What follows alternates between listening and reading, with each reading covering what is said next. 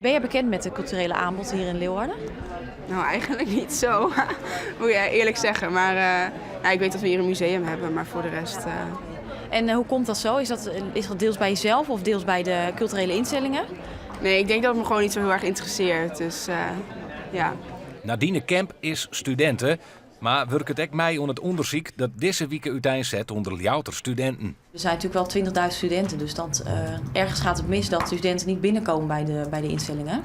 Dus dat is ook wel deels aan de culturele instelling dat niet voldoende bezocht wordt. Een theater, bioscoop, poppodium, cultureel aanbod genoeg in Ljouwert, zo'n je zeggen.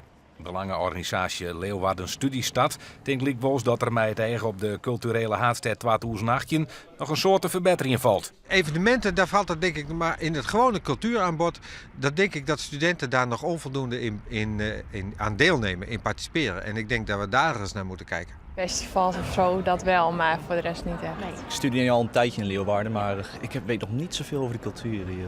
Van december moet duidelijk wijzen wat de studenten missen of krijgt waarderen on cultureel Ljouwert. De resultaten worden oorlangen onder gemeente, hegeskwalm en culturele instellings. Ja, er zijn gewoon heel veel instellingen die ook wat doen, maar het bestaat wel, maar het weten, dat is er niet. Nee.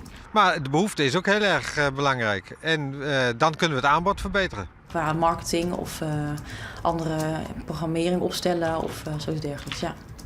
Jonken culturele instellings richten het onderzoek onder de Ljouwter studenten hem ook op het gebied van sport, huisvesting, zoens en werk.